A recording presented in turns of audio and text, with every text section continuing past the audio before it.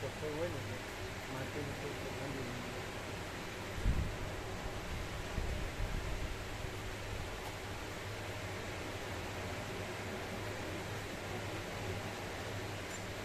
આપણને આટલા વર્ષોથી સાંભળીએ તો કઈ લાભ ન થાય ને.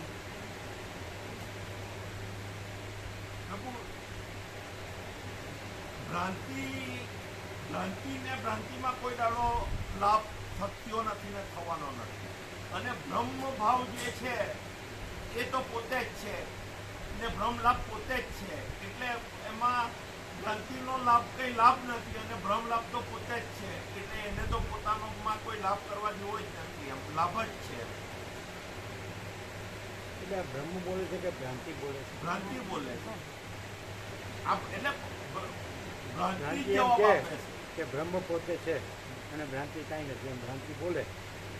અને અમે બ્રહ્મ છીએ એ ન બોલીએ કે અમે બ્રહ્મ છીએ અને ભ્રાંતિ કાંઈ નથી, તો પણ અમે બ્રહ્મ છીએ. એનું પ્રમાણ છે. આ ભ્રાંતિ બોલે છે કે પોતે બ્રહ્મ છે અને ભ્રાંતિ કાંઈ નથી, અને બ્રહ્મ નથી બોલતો તો પોતે બ્રહ્મ છે અને ભ્રાંતિ કાંઈ નથી. તો બે કેવી રીતે થાય કે આ બ્રહ્મ છે બોલ્યા વગર, અને પેલું બોલીને ભ્રાંતિ છે, બ્રહ્મ નથી? કેવી રીતે? બ્રહ્મ છે અને જે નથી બોલ્યા વિનાય બ્રહ્મ જ છે, ત્યાં બીજું કંઈ નથી અને આખો પ્રકાશ પોતે જ છે. અને જ્યારે ભ્રાંતિ એમ બોલે કે બધું બ્રહ્મ છે અને ભ્રાંતિ નથી, પણ ત્યાં નકરી ભ્રાંતિ ભરેલી જ હોય, એને ભ્રાંતિ સાચી લાગતી હોય અને બ્રહ્મ ખાલી શબ્દ હોય. અને જ્યાં બ્રહ્મ જ છે ત્યાં કોઈ ભેદ નથી. જ્યારે જ્યાં ભ્રાંતિ બોલે તેમાં ભેદ હોય ને હોય. એટલે બ્રહ્મ જ એમ કહી શકે કે બધું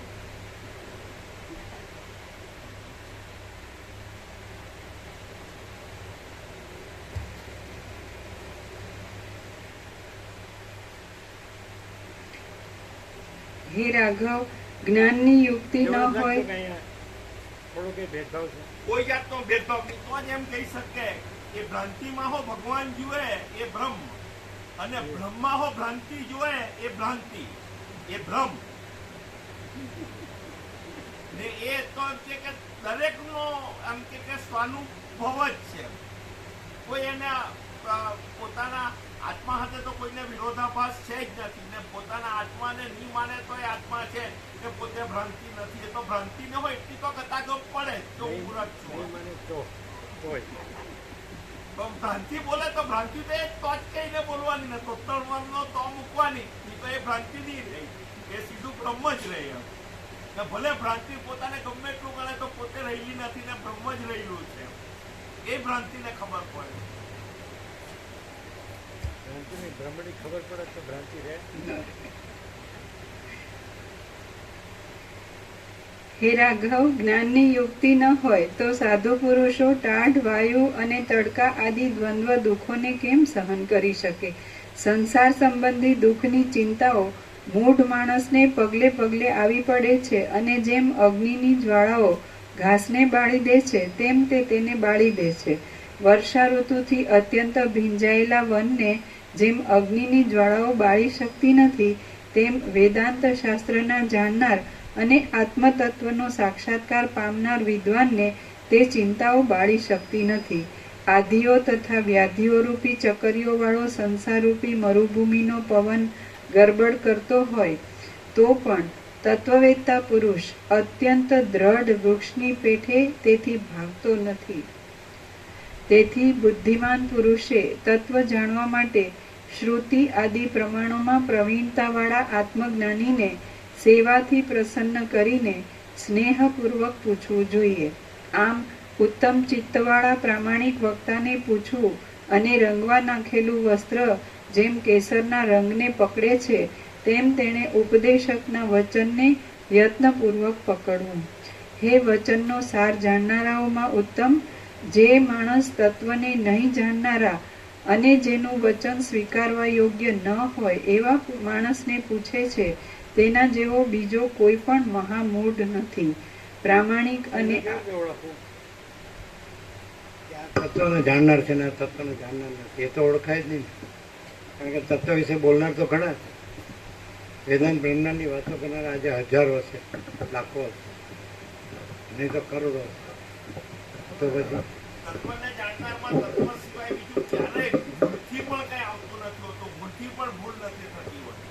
જ્યારે જે તત્વને નહીં જાણતો હોય એ ભલે તત્વની વાત કરે તો એમાં ભેદ ભ્રમ ભ્રાંતિ રહેતી જ હોય, અને કોઈ દિવસ એમાં આત્માની જે અનંતપૂર્ણ એકરૂપતા છે એ નહીં રહેતી. તો એમાં ભેદભ્રમ ગમે ત્યાંની તો ગમે ત્યાં દ્રષ્ટિગોચર થયા વગર નહીં રહે. ગમે એટલો ધાક પીછોડો કરે તોય એને એમાં ભેદભ્રમ છલકે ને બહાર પડે ને પડે જ.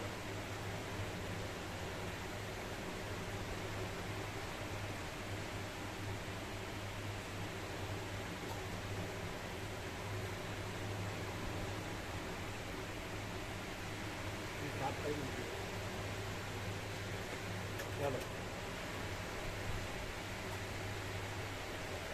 તત્વને જાણનાર હોય ને તો એ ન બોલે ને તો પણ એના સાનિધ્ય માત્ર સાચી શાંતિ થાય.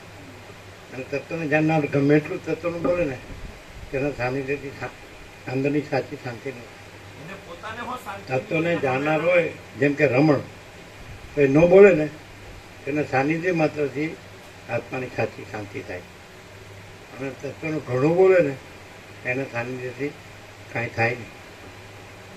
ઘણું બોલનારા તો ક્યાં, કારણ કે આમ જુઓ તો એ રેઢિયાળ હોય કે નહીં, અંદર તો આમ હાઈ પૈસો જ થતું.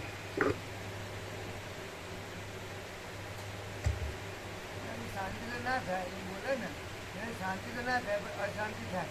એમ ભેગા ના બોલે તો શાંતિ નહીં. હે વચનનો સાર જાણનારાઓમાં ઉત્તમ જે માણસ તત્વને નહીં જાણનારા અને જેનું વચન સ્વીકારવા યોગ્ય ન હોય એવા માણસને પૂછે છે. કે અરુંધતી છે તેને અરુંધતી છે એને વસિતથી અશાંતિ થાય. અચ્છા, પછી અંશુયા અને અત્રીથી અશાંતિ થાય નહીં. પછી સીતાને રામથી અશાંતિ થાય. પછી રૂક્ષ્મણીને કૃષ્ણથી અશાંતિ થાય.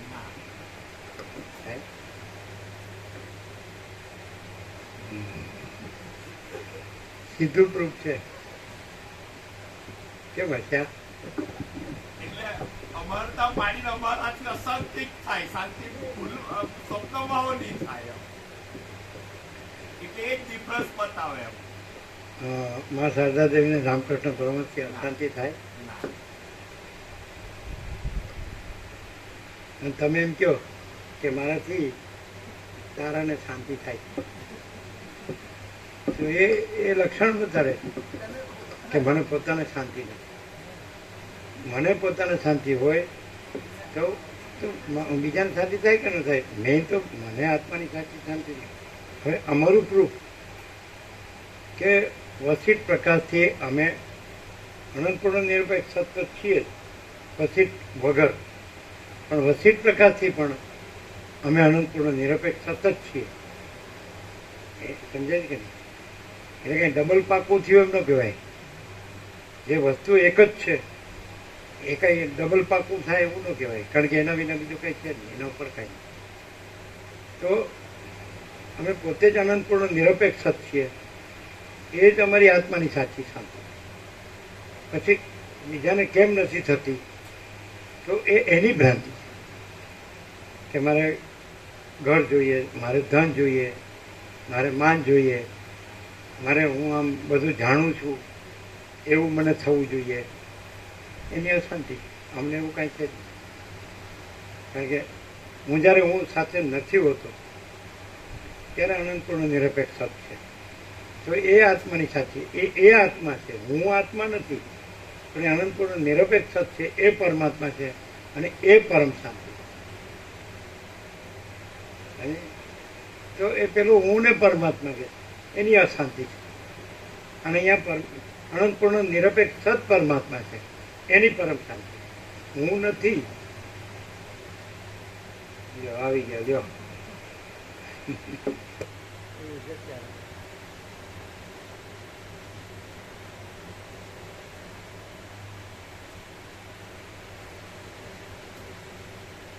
ખબર પડે છે ને?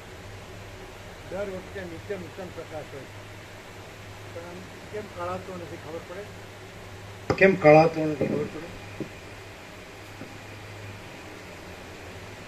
હું આ છું અને હું શાસ્ત્ર અને ગુરુના શબ્દોથી હું આ બ્રહ્મ છું,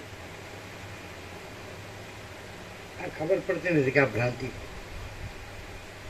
એટલે શાંતિ થતી. અને હું અનંતપૂર્ણ નિરપેક્ષ જ છું અને હું આ નથી કે એની પરમ શાંતિ.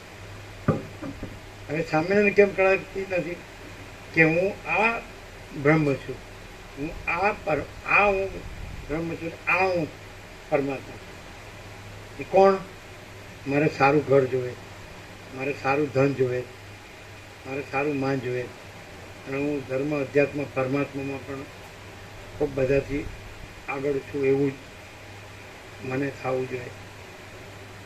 એટલે ભ્રાંતિ એટલી બધી મોટી થઈ ગઈ કે આ જે સમજે અહીંયા કાંઈ નથી એવું દેખાય, અને જે કાંઈ નથી ત્યાં બધું જ છે એવું દેખાય, એટલે શાંતિ નથી. અને અહીંયા બધું જ છે એ રહેલું છે, ને કાંઈ નથી એ કાંઈ નથી રહેલું, એટલે એ બધું જ છે એની પરમ શાંતિ. હવે આ કેવી રીતે સમજાવવું? આમ ક્લિયર નથી તો કેમ સમજાતું નથી બધાને? આમ કે કોઈ એમ કે પરમાત્મા નથી તો અમારે પરમ શાંતિ ન હોય, તો બધા કે પરમાત્મા તો અમે જાણીએ જ છીએ, પણ તમે ભ્રાંતિને પરમાત્મા જાણો, તમે પરમાત્માને પરમાત્મા જાણો. તો એ પરમાત્મા જ પરમાત્મા છે, એની અમારે પરમ શાંતિ. અમારે કોઈ ભ્રાંતિ કાંઈ નથી, એટલે એની અમારે અશાંતિ નથી. અને તમારે પરમાત્મા શબ્દથી જ જાણો, પણ ભ્રાંતિને પરમાત્મા જાણો એટલે શાંતિ નથી. ખબર પડે? આ સ્ત્રી ને પુત્ર ને ઘર ને ધન ને માન ને આ બધું પ્રોપર્ટી ને કરોડો અરબો ને સોનું ને આમ તેમ, અહીં મકાન દુકાન, અહીં મકાન દુકાન, અહીં જમીન જાયદાદ, નહીં જમીન, આ પરમાત્મા છે.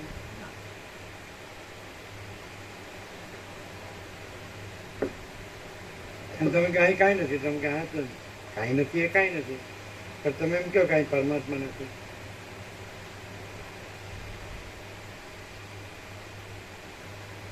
પરમાત્મા છે એટલે જ ભ્રાંતિ કાંઈ નથી, અને ભ્રાંતિ કાંઈ નથી એટલે જ પરમાત્મા છે.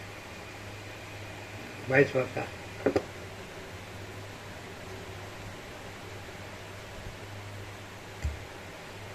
હે વચનનો સાર જાણનારાઓમાં ઉત્તમ, જે માણસ તત્વને નહીં જાણનારા અને જેનું વચન સ્વીકારવા યોગ્ય ન હોય એવા માણસને પૂછે છે, તેના જેવો બીજો કોઈ પણ મહામૂઢ નથી.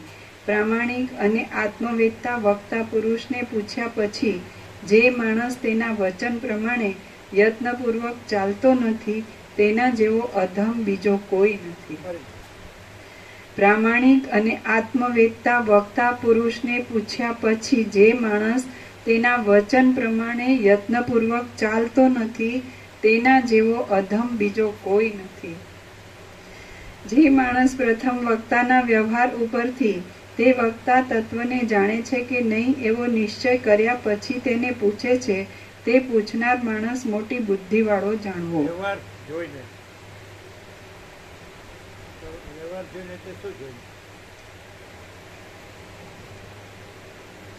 વ્યવહાર જોઈને નિશ્ચય કરો કે આ તત્વવત્તા આત્મવત્તા છે. કઈ રીતે તમે કહેશો એમાં નહીં કહીએ, તમે કહેશો એમાં નહીં કહીએ, તમે કહો શું વ્યવહાર જોઈને એ નિશ્ચય કરે છે કે આ તત્વવેત્તા છે, આત્મવેત્તા છે? વ્યવહાર જોઈને એટલે આ જે પ્રકાશ છે તો સ્વયં પ્રકાશ પોતે પ્રકાશે છે, એટલે એ વ્યવહાર ન કહેવાય, સ્વયં સ્વરૂપ પ્રકાશે છે એમ છે. જ્યારે આ જે કીધું છે કે વ્યવહાર જોઈને એને એટલે એ જાણી લે કે આ ઓરિજિનલ રિયલ ટ્રુથ છે અને એને પૂછીને યત્નપૂર્વક એવી જ રીતે ચાલે એમ કહેવા માંગે છે. એ તો શબ્દમાં કોઈ પણ ઓરિજિનલ રિયલ ટ્રુથ ને બધું બોલે કે હું ઓરિજિનલ રિયલ ટ્રુથ છું, પણ એ જગ્યાએ વિચાર, વાણી, વર્તન બધું એક રસ હોય એ ઓરિજિનલ રિયલ ટ્રુથ થયું. જ્યારે એક રસ બોલનારે એટલે કંઈક- એક રસ એટલે હું છું. બોલે કંઈક ને કરે કંઈક એટલે એ વ્યવહાર ખોટો પડે. જ્યાં આજે આકાશથી પણ મોટો આખો અનંત પ્રકાશ છે તો ત્યાં વ્યવહાર છે જ નહીં. વ્યવહાર સંભવતો જ વ્યવહાર ભ્રાંતિ છે. વ્યવહારની વાત જ ખોટી. અને વ્યવહાર હોય તે ભ્રાંતિ જ છે, એ પરમાત્મા નથી. આમ તમે વ્યવહારનો અર્થ શું કરો? હા, સામાન્ય રીતે વ્યવહાર એટલે વર્તન, કેવું વર્તે છે એવું.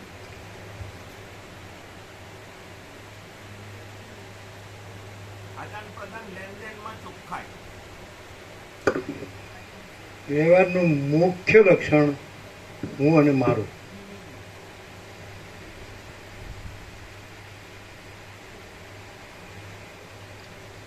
અને જો પરમાત્મા જ રહ્યા હોય તો હું મારું એ વ્યવહાર એ હોય જ નહીં.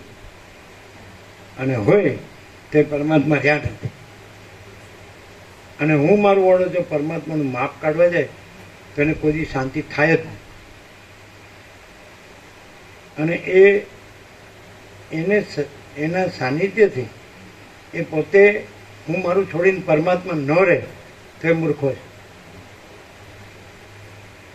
એ હું મારું રહ્યા હોય તો એ કહી શકે, પણ એ પરમાત્મા જ રહ્યા હોય ને હું મારું ન રહ્યા હોય અને પછી પણ એ હું મારું જ ગણે ને પરમાત્મા ન ગણે તો એને પરમાત્મા કે પરમ શાંતિ જોતા જ નહીં. શું કહે? અહીંયા હું મારું બતાડે જે માગે આપી દીધું. અને 7 કરોડ 800 કરોડ કોઈ પણ હું મારું વગરનો હોય તો એ બતાડો જે માગવા આપી દીધું. સ્ત્રી જોઈએ, પુરુષ જોઈએ, પુત્ર જોઈએ, ઘર જોઈએ, ધન જોઈએ, માન જોઈએ, પ્રોપર્ટી જોઈએ, સોનું જોઈએ, આ જોઈએ, તેલું જોઈએ, બસ ખાઈએ પીએ મજા કરીએ, જોઈએ, બધું જોઈએ, બધું જાણીએ, બધું બોલીએ, વાતો મોટી મોટી કરીએ. એ ભ્રાંતિ છે. રમણ કાંઈ નહોતું એમ કે મૌન આખરી સત્સંગ. મૌનનો અર્થ શું થાય ખબર? ન બોલવું નહીં, પરમ શાંતિ. એટલે કોઈ ભ્રાંતિ નથી. સંપૂર્ણ ભ્રાંતિ રહિત પરમ શાંતિ. બોલો, એ કોઈને હોતી જ નથી. ચંચળતા ભ્રાંતિ સિવાય કોઈ નહીં હોતી. એને પોતાને ખબર પડે એક ક્ષણ પણ સ્થિર રહેતો નથી. એક ક્ષણ પણ.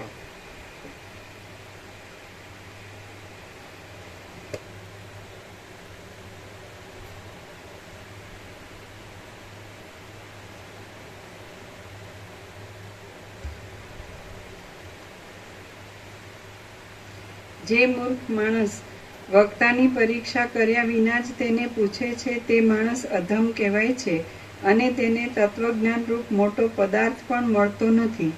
જે માણસ કહેલી વાતનો અને ન કહેલી વાતનો પણ વિવેચનપૂર્વક નિશ્ચય કરવા સમર્થ બુદ્ધિવાળો હોય અને જે અનિંદિત હોય તેને જ તત્વવેત્તાએ પ્રશ્નનો ઉત્તર આપવો જોઈએ. પણ જે અધમ અને પશુ જેવો હોય તેણે ઉત્તર આપવો જ નહીં. પૂછનાર માણસ પ્રમાણ સિદ્ધ વિષયને સમજવા માટે યોગ્ય છે કે નહીં એવો વિચાર કર્યા વિના જ જે વક્તા પુરુષ તેને ઉત્તર આપે છે તેને વિદ્વાન પુરુષો અત્યંત મૂઢ કહે છે.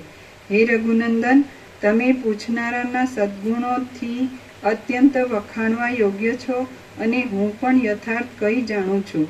તો આપણે માટે આ યોગ જોઈએ તેવો યોગ્ય છે.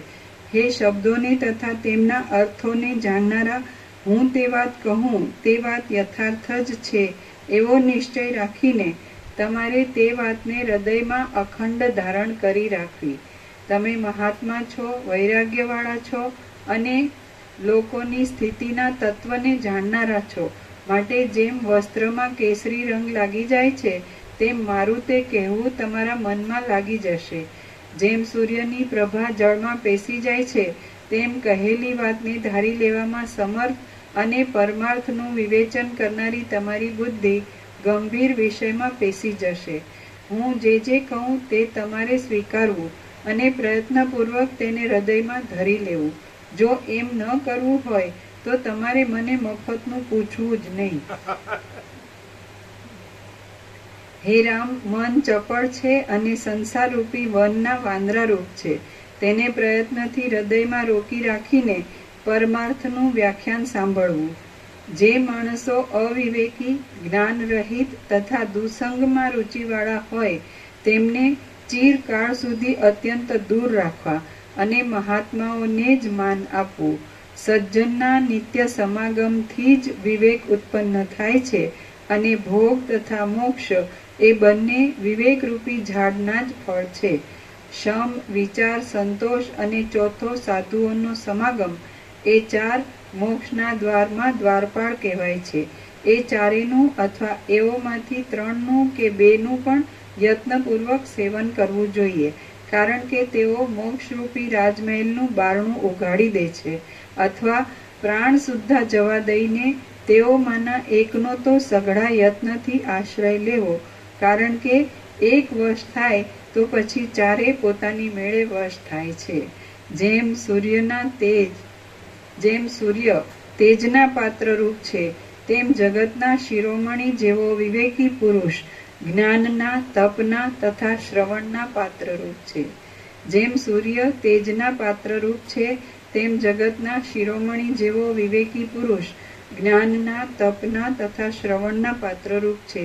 જેમ પાણી સખત ઠંડીને લીધે પથરા જેવું થઈ જાય છે, તેમ મૂર્ખ પુરુષોની બુદ્ધિ પણ મૂર્ખપણાથી ઘટ્ટ થઈને કઠિન થઈ જાય છે. હે રામ, જેમ સૂર્યોદયમાં કમળ પ્રફુલ્લિત થઈને રહે છે, તેમ સૌજન્યરૂપ ગુણથી અને શાસ્ત્રોના અર્થ સંબંધી વિચારોથી તમારું અંતઃકરણ તો પ્રફુલ્લિત થઈ રહ્યું છે. હે ઉત્તમ બુદ્ધિવાળા, જેમ મૃગ આદિ પ્રાણી વીણાના શબ્દને કાન ઊંચા કરીને એકાગ્રતાથી સાંભળે છે, તેમ તમારે પણ આ જ્ઞાનની કથા એકાગ્રતાથી સાંભળવી અને સમજવી જોઈએ. હે રામ, વૈરાગ્યના અને અભ્યાસના યોગથી તમે સમતા અને સૌજન્ય આદિ સંપત્તિઓને મેળવી લો, એટલે પછી નાશ થતો જ નથી.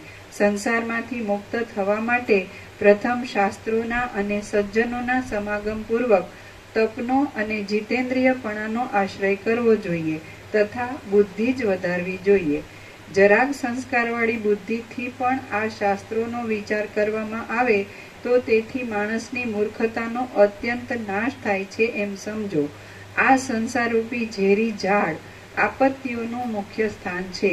તે અજ્ઞાનીને નિરંતર મોહ ઉપજાવે છે, એટલા માટે યત્ન કરીને અજ્ઞાનનો નાશ કરવો જોઈએ.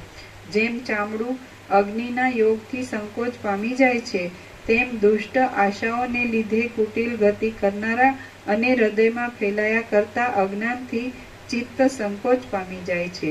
જેમ વાદળાઓ ન હોવાને લીધે સંપૂર્ણ નિર્મળ મંડળવાળા ચંદ્રને જોઈને માણસની દ્રષ્ટિ પ્રફુલ્લિત થાય છે, તેમ સમજુ પૂછનારાને જોઈને વક્તાનો યથાર્થ વસ્તુ વિચાર પ્રફુલ્લિત થાય છે. જે પુરુષની બુદ્ધિ પૂર્વાપરનો વિચાર કરીને અર્થનું રહસ્ય સમજવામાં સુંદર ચતુરાઈવાળી છે અને પ્રફુલ્લિત છે, તે જ અહીં પુરુષ કહેવાય છે.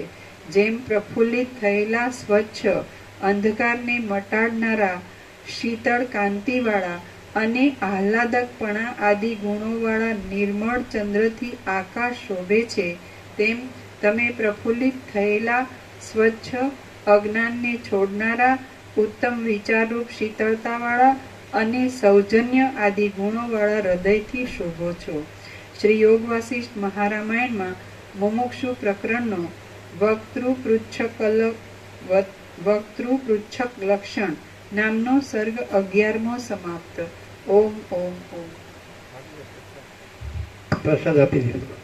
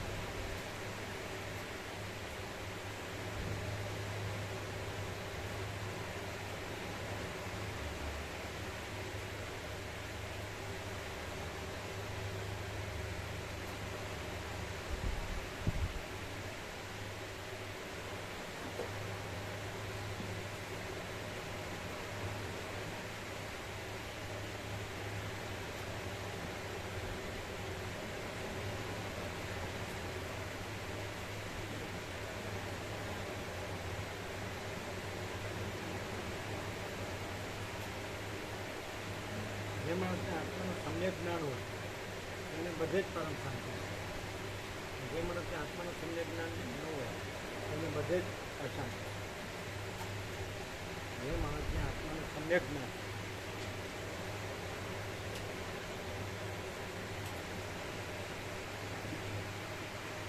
જે માણસને આત્માનું સમ્યક જ્ઞાન હોય એને બધે જ પરમ શાંતિ છે. અને જે માણસને આત્માનું સમ્યક જ્ઞાન ન હોય એને બધે જ અશાંતિ છે. બોલો શું કહે છે ને?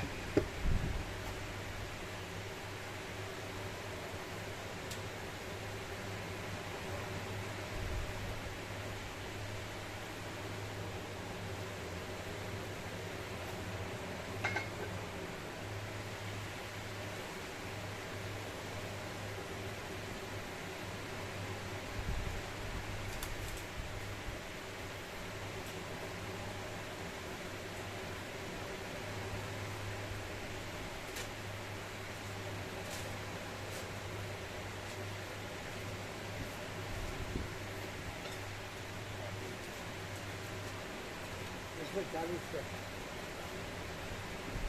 તમે શિવરવાળા કેમ 4 કહો છો? એટલે કે જે 20 છે. 20 છે. બધા પછી જતા પેલા પૂરાની બધું ભરતા હતા ને. એટલે પછી પૂરાને એવું ચાલુ હતું પેલો વરસાદનું બધું બાજુ વિષય તો છે ને. 20 છે. એ તો વધારે થયા છે. એ તો વધારે થયા. પેલા પ્રભુ જે બસ સેન્ટર એક બારી ખોલે એવી હોય ને તો કોઈનું વોમિટ એવું થાય તો પેલું આખી બસ બહાર ના જવું પડે. એ તો ખુલ્લી એવી હોય જ છે ને. માઇક તો ખુલતી જ હોય છે. એડી પ્રભુ એવું કહે કે અમુક કાચવાળી આવશે ને અમુક પેક કાચવાળી. એટલે મેં કીધું તમે પ્રયત્ન કરજો તો કાચ ખોલે એવી હોય તો 2x2 માં તો બધા કાચ ખોલતા હોય છે. હા 2x2 માં બધા કાચ ખોલતા હોય છે. એટલે આપણે ખોલતા હતા પેલામાં પણ એમ મારો વાત કરી કે એડી પ્રભુ એટલે એવું કહે કે કદાચ અમુક ફિક્સ કાચવાળી આવે. એવું ન ચાલે. હા એટલે મેં કીધું બધા ખોલે એવા જ હોય. ખોલે એવા હોય તો પેલું કોઈનું ગભરામણ ના થાય ને આવી પેલું ના ના, બંધ કાચ ન ચાલે. બધા ખોલે એવા જ જોવે એમ કહેવાનું. બંધ કાચ ન ચાલે, ખોલે એવા જ જોવે.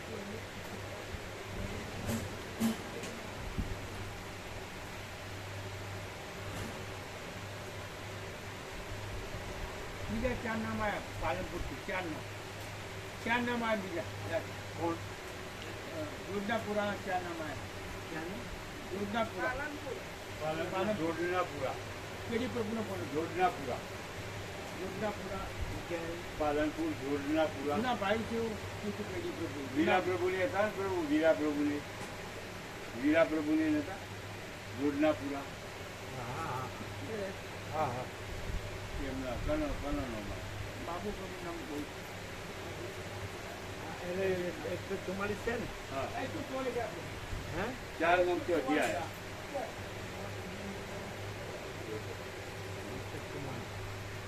જોડનાપુરા તો જોડનાપુરા એને 4 નંબર. અહીંયા જ જોવે છો. અહીં જ જોઈ જાય છે. એક્ઝેક્ટ જોવે છે. વીરા પ્રભુ જો અહીંયા આવ્યો. કુમારી જો બાબુ પ્રભુ અને વીરુમાળી. વીરા પ્રભુ, યકુમારી, બાબુ પ્રભુ અને વીરુમાળી. યોજનાપુરા. જો કેવા પ્રમાણે આપણે કેટલું બોલ કરું? 2 નામ પ્રભુ પેલા બળદેવ પ્રભુનો નામ આપે. કોણ છે? બળદેવ પ્રભુનો ફોન આવે 2 નામ. ક્યારે? સેવા કરતા હતા ત્યારે. 146 થાય ને? હા, 146. કયા 2 નામ? કોણ કોણ? એ 2 નામ કોણ? તમે એકદમ શાંતિ પામો. આ લાગુ નહીં.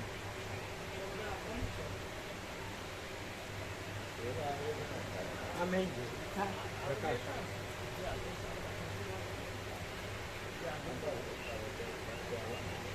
બધું પ્રકાશ છે પણ બધુંમાં ભ્રમિત થઈ જાય એ છોડી દે. અને વધુ પ્રકાશ છે એમ રહે.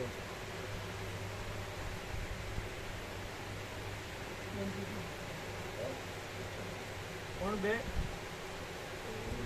બળદેવ પ્રભુ ને કયા બળદેવ? ગાંધીનગર વાળા જ્યોત્સના માળી. કયા બળદેવ પ્રભુ? ના બળદેવ પ્રભુ નથી.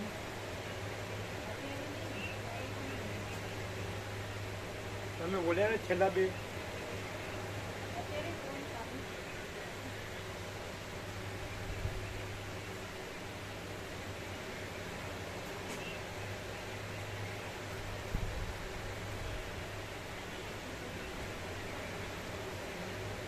ગામનું નામ લખવાનું હોય, નામ સાથે ગામનું નામ લખવાનું.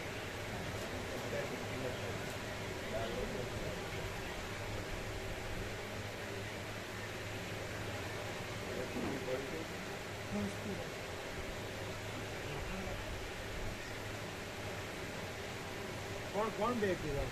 વલ્લભભાઈ લાલજીભાઈ મિસ્ત્રી હંસપુરા અમદાવાદ. હંસપુરા અમદાવાદ મેં નગેરથી કોણ લખાયું? બળદેવ પ્રભુ. ગાંધીનગર વાળા. હા ગાંધી. એમનું ગ્રુપ. હા એમ પછી બીજા બીજા નગેરથી મારી છું.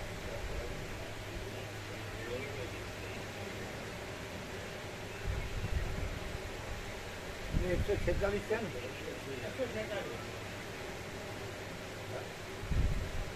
એવું પેલી બેટરી જે છે આપણે એમાં પાણી નખાઈ દેવું છે, ચેક કરાવી દેવું.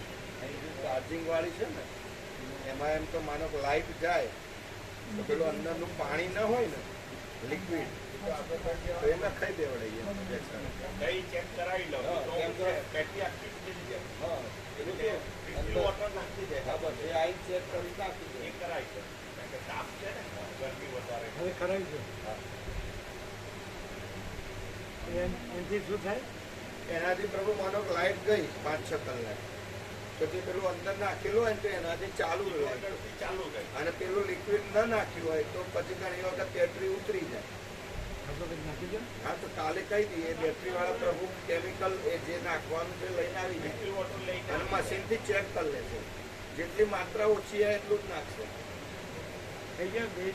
ડિસ્ટિલ વોટર ઉમેરી દે. કરો, ફોન કરો.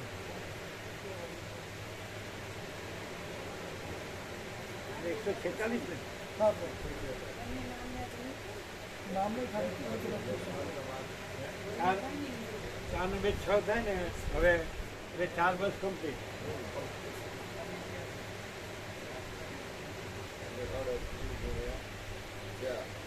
152 થાય એટલે 4 અને એને કહેવાનું બધી બારીઓ ખુલવી જોઈએ. ઓમ ઓમ ઓમ. 146 કરો.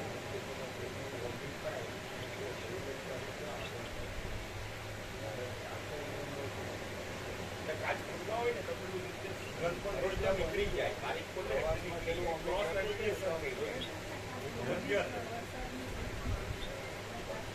હા. હજી તો પેલો જ દિવસ છે ને. ચેક હોય ને તો ફેર તો કરે.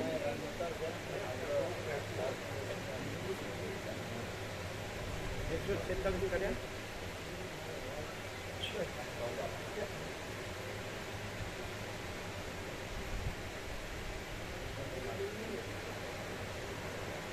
એવું નહીં, બારીઓ ન ખોલે એવું તો હોય જ નહીં. બધું ન ખોલે એવું હોય. એમની ઘણાનું કાચ ફિટ કરી દેતા હોય છે. એવું ચાલતું હશે એવું. લાઇટિંગ તો હોવી જ જોઈએ. હવા તો કોઈ વોમિટ થતી હોય તો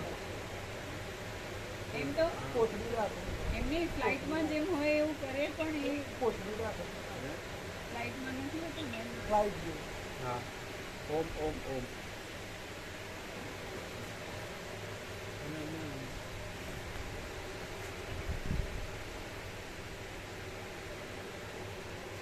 બે ડ્રોપ નાખી દો.